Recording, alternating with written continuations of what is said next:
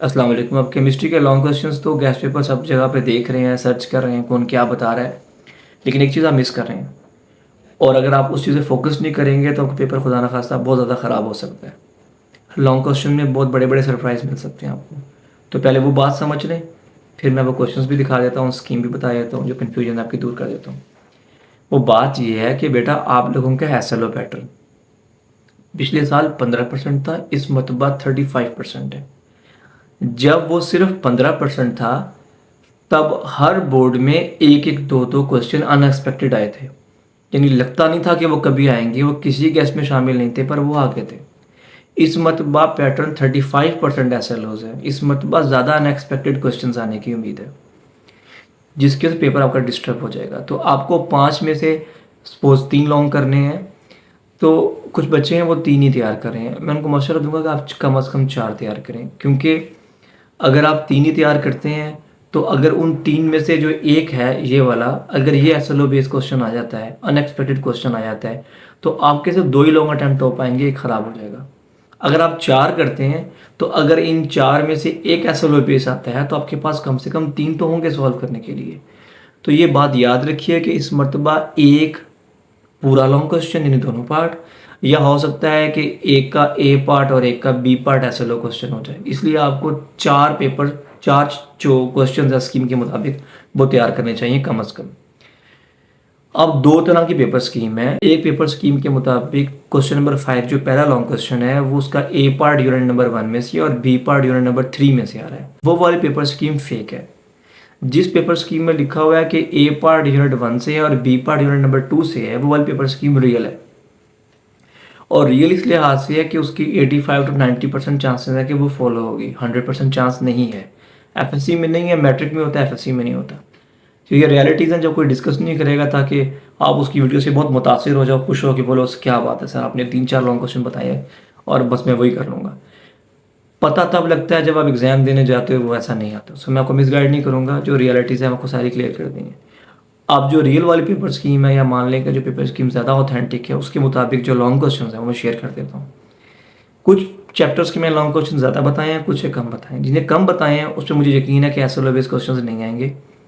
जिनके SLO based आने का खतरा था उससे क्वेश्चन में थोड़ा ज़्यादा बताए हैं, ताकि कोई भी क्वेश्चन जो है वो रह ना जाए। तो यूनिट नंबर 1 में से और 2 में से आपका पहला लॉन्ग बनेगा, और उसके मैं क्वेश्चन आपके सामने शेयर कर रहा हूँ।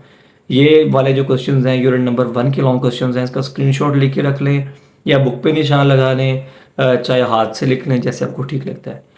फिर यूनिट नंबर 2 के लॉन्ग क्वेश्चन है जो आपको नज़र आ रहे हैं, इसके लिए भी आप सेम कर सकते हैं। जो सेकंड क्वेश्चन नंबर 6 है उसका ए पार्ट 5 में से और बी पार्ट 15 में से होगा। तो 5 के लॉन्ग क्वेश्चंस आपके सामने हैं, ये वाले आएंगे। 15 के लॉन्ग क्वेश्चंस भी आपके सामने आप देख सकते हैं। मैं क्वेश्चंस को रीड आउट इसलिए नहीं कर रहा हूँ, वीडियो बिला वजह लंबी हो जाएगी, तो मुझे व्यूज़ और वॉच टाइम की कोई इतनी लालच नहीं होती है।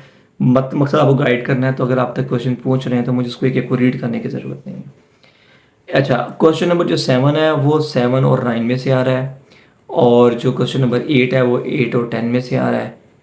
तो 7 के लॉन्ग क्वेश्चन आपके सामने हैं, फिर 9 के लॉन्ग क्वेश्चन हैं, फिर यूनिट नंबर 8 के लॉन्ग क्वेश्चन हैं, ये यूनिट नंबर 10 के लॉन्ग क्वेश्चन हैं, और जो लास्ट है वो उसमें ये वाले 2 चैप्टर्स जो हैं वो लॉन्ग क्वेश्चन में आ रहे हैं। मैं आपको दोनों के दोनों मेंशन कर रहा हूँ। 13 है और ये वाला चैप्टर जो आपके सामने। सो आपको इन सभी क्वेश्चंस को तैयार करना है। अगर आपकी तैयारी अच्छी नहीं है तो मैं समझ सकता हूँ कि अब टाइम थोड़ा है, तो आप 3 ही लॉन्ग तैयार कर लें। लेकिन अगर आपकी तैयारी अच्छी है तो आपको कम से कम 4 लॉन्ग को अच्छे तरीके से तैयार करना चाहिए। जो क्वेश्चन मैं आपके सामने मेंशन किए हैं, इन क्वेश्चंस में कुछ ये सभी इंपॉर्टेंट है, लेकिन कुछ के आगे मैंने ब्रैकेट में वेरी इंपॉर्टेंट लिखा है। उसका मकसद ये है कि बोर्ड का ना पेपर बनाने का एक पैटर्न होता है। अगर हम उस पैटर्न को देखें पिछले 10-12 साल के मुताबिक, तो इस मरतबा इन क्वेश्चंस के आने के चांसेस ज़्यादा हैं, जिनके ऊपर वेरी इंपॉर्टेंट लिखा है। इनको ख़ास तौर पे आपने तैयार कर लेना है। केमिस्ट्री के लिए याद रखिए कि आपने जब भी पेपर अटैम्प्ट करना होता है तो केमिस्ट्री वाले क्वेश्चन की ना लेंथ मैटर करती है, ना प्रेजेंटेशन मैटर करती है, उसके पार्ट्स मैटर करते हैं। फॉर एग्जांपल, अगर किसी चीज़ की प्रिपरेशन है तो क्या आपने प्रिपरेशन की प्रॉपर हेडिंग दी है, क्या उसकी स्टेट। कई बच्चे समझते हैं सिर्फ रिएक्शन लिख लेना काफ़ी है, नहीं, आपको इंग्लिश में उसको डिस्क्राइब करना है, उसके कैटलिस्ट का, उसके टेम्परेचर का, उसके प्रोसीजर का, उसके मैकेनिज्म का थोड़ा सा बयान करें। उसके नीचे उस रिएक्शन को लिखें। रिएक्शन को लेबल करना पड़ता है, लेबल भी करें। रिएक्शन करने के बाद उसकी एक्सप्लेनेशन करें। यानी बुक में जो कुछ भी दिया हुआ है उसको हेडिंग्स की फॉर्म में सेपरेट करके प्रॉपरली प्रेजेंट करें, फिर केमिस्ट्री के लॉन्ग क्वेश्चन के मार्क्स ज़्यादा मिलते हैं। अगर आप लॉन्ग क्वेश्चन में कोई चीज़ मिस करते हैं और सपोज किसी की 4 टाइप्स पूछ ली गई हैं और चारों टाइप्स के लिए आपने पहले उसकी मेन हेडिंग नहीं लिखी, उसको डिफाइन नहीं किया, फिर नीचे नहीं कहा कि इसकी ये 4 टाइप्स हैं, फिर उसके नीचे उन टाइप्स के नाम अलग अलग नहीं लिखे, फिर उनके डिफाइन नहीं किया, उनके स्ट्रक्चर फार्मूलाज जो कुछ भी गिवन है वो अलग अलग नहीं बनाया, उन स्ट्रक्चर फार्मूलाज के नीचे उनके नाम नहीं लिखे जो उनके नाम है। अगर ये सब कुछ आप मिस कर रहे हैं तो आप एक्सपेक्ट नहीं कर सकते केमिस्ट्री में आपको फुल मार्क्स मिलेंगे। तो केमिस्ट्री में आपको मार्क्स लेने के लिए उन तमाम रिक्वायरमेंट्स को पूरा करना होता है। इस साल तो जाहिर है मैंने नहीं कोई भी लेक्चर लिया, इंशाल्लाह जो नया सेशन है उसमें हम लेक्चर्स भी लेंगे। आप लोगों की मेरी दुआ है कि आप सब लोग पहले अटैम्प्ट में पास हो जाएं और आपको मेरे लेक्चर्स की ज़रूरत ना पड़े और यूनिवर्सिटी में जा सकें। यूनिवर्सिटी में एडमिशन से मुतालिक कोई भी गाइडेंस चाहिए हो, कुछ भी चाहिए हो तो कमेंट में बता सकते हैं, इंशाल्लाह मैं आपको बता दूंगा। और भी कोई helping material chemistry second year को चाहिए हो, शॉर्ट क्वेश्चंस या ऑब्जेक्टिव से मुतालिक, तो मैं इंशाल्लाह आपके साथ शेयर कर दूंगा। कमेंट में मुझे बता दिया करें आपको क्या चाहिए।